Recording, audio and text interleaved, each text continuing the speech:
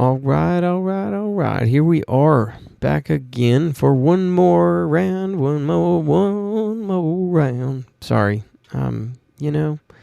just living my best life out here, guys.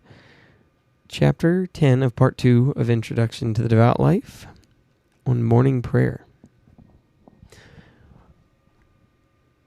Besides your systematic meditation and your other vocal prayers, there are 5 shorter kinds of prayer which are as aids and assistants to the great devotion. And foremost among these is your morning prayer.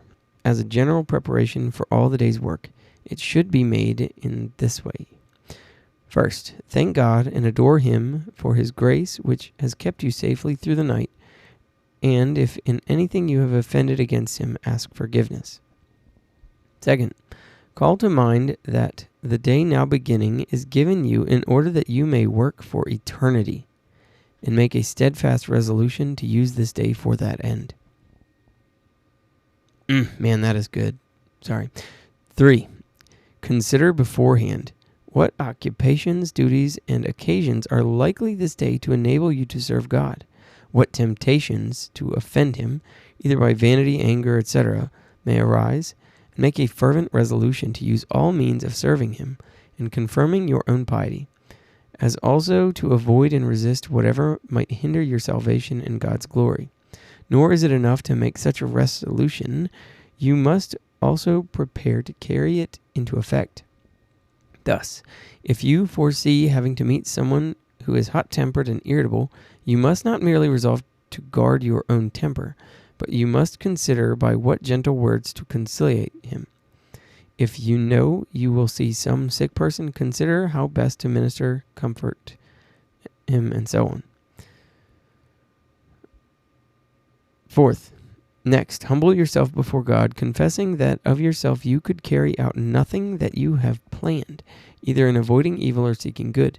Then, so to say, take your heart in your hands and offer it and all your good intentions to God's gracious majesty, entreating Him to accept them and strengthen you in His service, which you may do in some such words as these.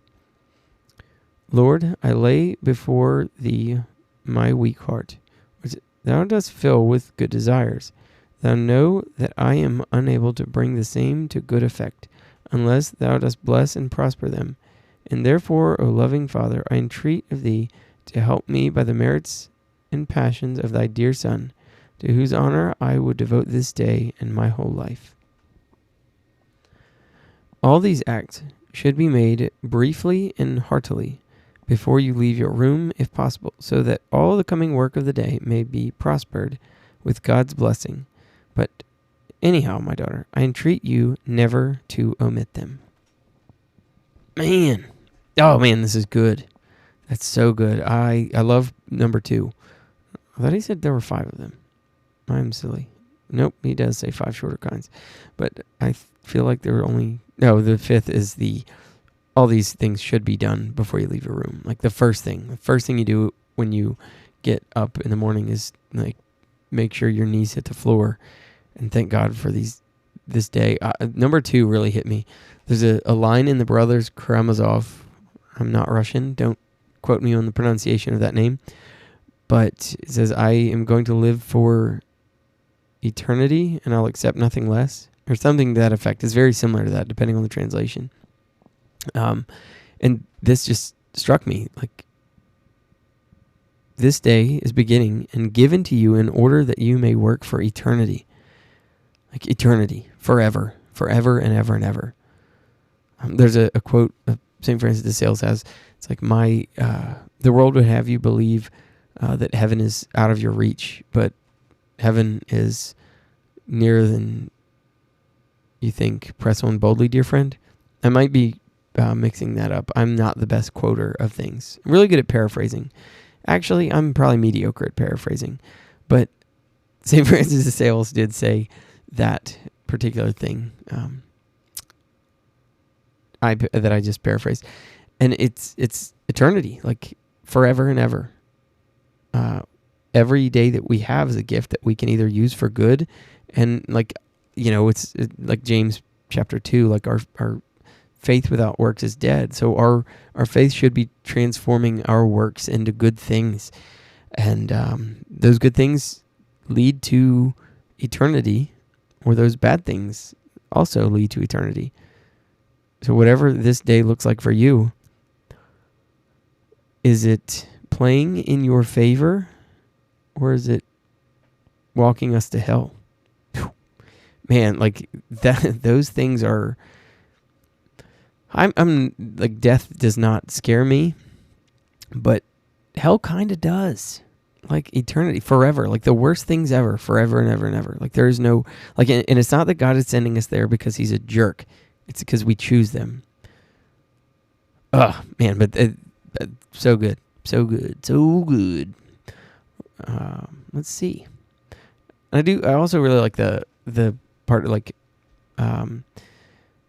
if you have people, like, what do you have? Think about the day. Plan your day and attack it. Like, this is like a coaching end. Like, you need to set yourself up for success, so you plan things. Well, do you know that you're going to deal with that annoying coworker that gossips all the time, and like you're going to get caught in this trap of gossip? Or you know that this, and I'm looking at these as externals, but it's really all of these things that influence how we behave.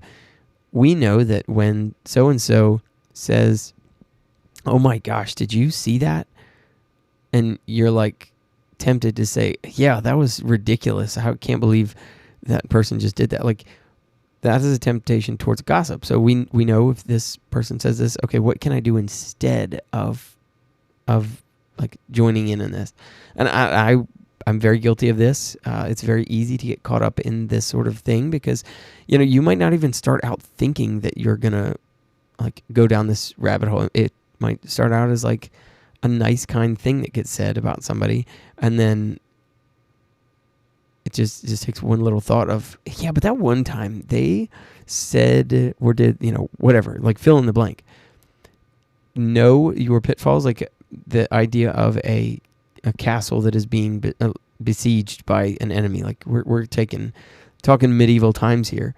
You have castle walls. The enemy is not going to try to break in at the main gate initially. They're going to seek out the weak points in the defenses. And St. Francis is talking about this specifically. Where are the temptations that are going to arise in your day? Think about that. You don't need to like dwell on those, but just make firm resolution to avoid the near occasion. Oh, man. Like I said, earlier in this book, I know I probably like got excited and told you guys like it's going to get better. Like for me, this is like the meat and potatoes of how to practically live out the devout life. And it's just so good. So hopefully you guys are enjoying this. If you are able, shoot me a shout out somewhere on the social medias. YouTube, Facebook, Instagram, Vitals and Virtues is the name. And trying to be good, virtuous people is the game. I think I did that right. Anyways, it would be nice to see what kind of community we've got going out there. I've got a handful of listeners who seem to be pretty consistent, and that's pretty exciting on for me as the person that's trying to produce good things. And by produce, I mean just regurgitate what the saints are saying. And I think that's good. If it's not good, let me know that too, because I don't want to be doing something bad. Thank you guys for listening. Please give me I also gotta do a plug because that's what you do. I do have a Patreon account now. If you guys want to toss some support that way, there's different like tiers of things, and there's a shop. I make some rosaries. I think I actually need to post some pictures of them. That would be a good thing, so you guys could see what you would be getting, depending on how all things work. But I dig the rosaries. They're like, I like them. I think they're pretty sweet. But you can check them out there soon. And, whatever support will help keep this thing rolling. And we can get to other books once we finish up with this one, which I know we've got a lot left of Introduction to the Devout Life. We got a mouse in my pocket. I've got some cool guests that are going to be coming on. Some some doctors and nurses and all that sort of thing. Like, we're just going to keep it rolling. Some paramedics, like, we're just going to keep it happening so long as I know that this is something worth doing. So please pray for me, guys. I am praying for you. St. Francis de Sales, pray for us.